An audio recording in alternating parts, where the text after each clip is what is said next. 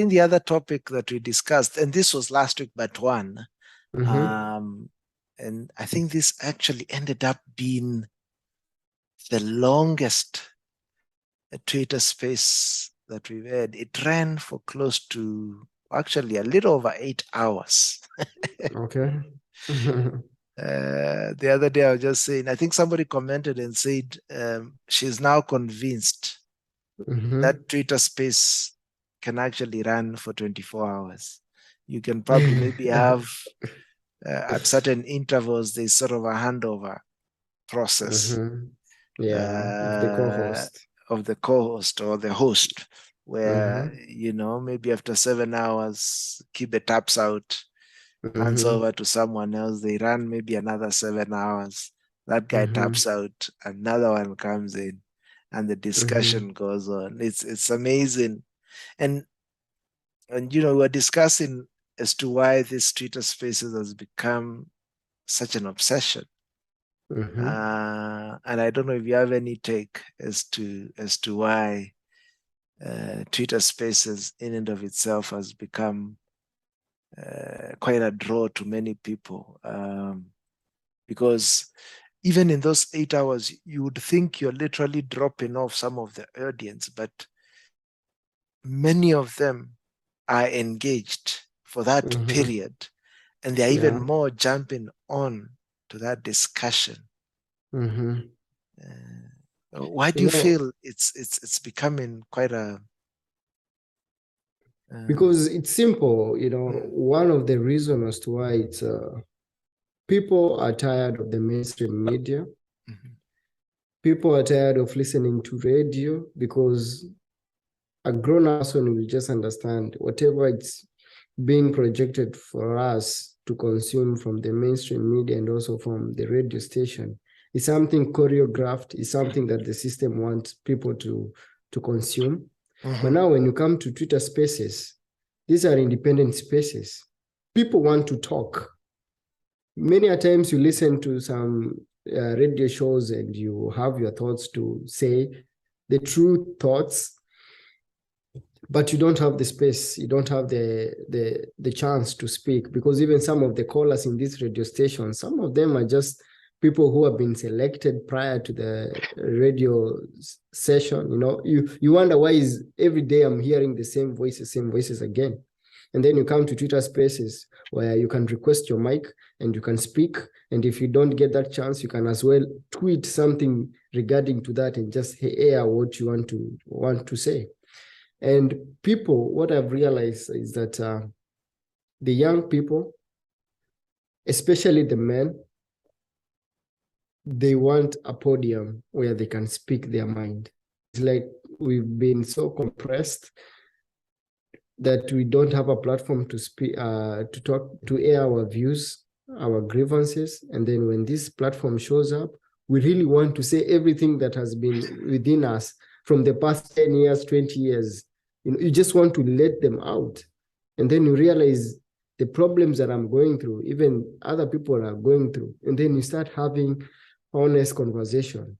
Don't get this twisted. Don't think that the fact that Kibe can host a space and run for 8 hours and people will be there. It's also the same way, like there are other spaces that people join. No, people join to spaces where there's real content and people talk about real issues. And that was the main reason also why I started my own podcast.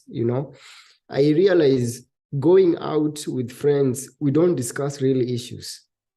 We have to be politically correct. You have to be careful not to say something that will attack the other person or someone in the room. So you have to be politically correct and also always think of what you're saying. Think of what you want to say before you say it. But now here there is Twitter space. Nobody is seeing my face.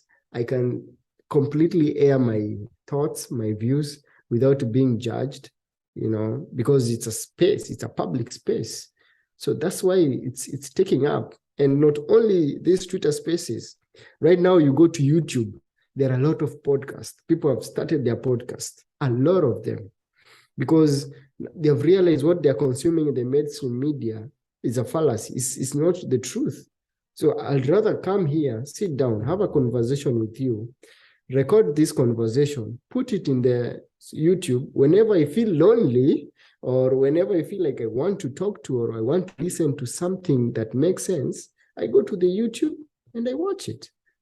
Instead of watching these movies in Netflix that try to drive a certain agenda towards me. Why? Yeah. So I think that's why Twitter Spaces is growing very fast. Yeah. So anyway, it shows technology has really enabled some of those unheard voices to have a room or a space where they can be heard. It's allowing for self-expression. So go ahead. Yeah. Sorry to interject you. Even before the Twitter Spaces, there used to be this app called the Clubhouse. Mm-hmm. Twitter copied from Clubhouse. Because Clubhouse was the same. You just log in with your account, and it's a platform where people speak. You just come. It's like you have a WhatsApp group where just people speak. You have a conversation, you have a topic, you discuss that topic. And I think it also saves time. Instead of keep on chatting, at some point it also improves your speaking skills, your conversation skills, your interview skills, and you're saving a lot of time. So it has been there and it's growing. And now Twitter also took it. And also, maybe you didn't know this, even LinkedIn also has a space, LinkedIn space. Now you can even hold events in LinkedIn. The same spaces that you hold in Twitter, LinkedIn also have that function. They released it, I think, a month ago. I saw the notification just the other day. Now I can even hold conversation with my LinkedIn members. So it's something that is growing. And very soon, Instagram will do the same. Yeah, I think there'll be various iterations of this. I mean, even now that I think about it, the idea of WhatsApp and others probably might end up, but Twitter even seems to be the perfect medium because not just it's you can create a space that is not just seen by your followers, but it's public. So other people that don't necessarily follow you can jump on it. But yeah, I bet we'll see various variations and iterations of this by also other technology platform. But even to mention that, and I agree, I think the other point that you mentioned of how these technologies are different from the traditional media channels, the TV, the radio. There's actually a very interesting interview of Jimmy Gathu. I think you can look it up on YouTube. I think he was being interviewed about his career and how it has transitioned now. And apparently he was one of the brains behind the classic 105 breakfast show, where they created that fictional character called Mwalimu Kingangi and Maina Kageni and sort of the dance they have between the two, the topics they discuss. And he confessed through that interview that they actually had to set up some of those calls. So I think before it was seen, people knew it to some degree, but then they thought it was still organic. But I guess this is also the reason why, as I also did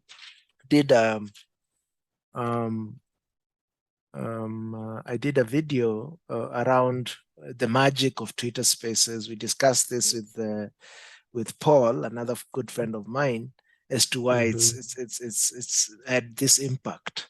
And you've just outlined some new thoughts about that ability of it being independent, allowing voices that are not there. We also spoke about just what you've said, that idea of it helps with how you present an idea, how you debate, because these are skills, and I see them now so clearly on those Twitter spaces. I see people who can't articulate an idea or who can't express themselves, who can't debate, who can't support their point of view. You see them sort of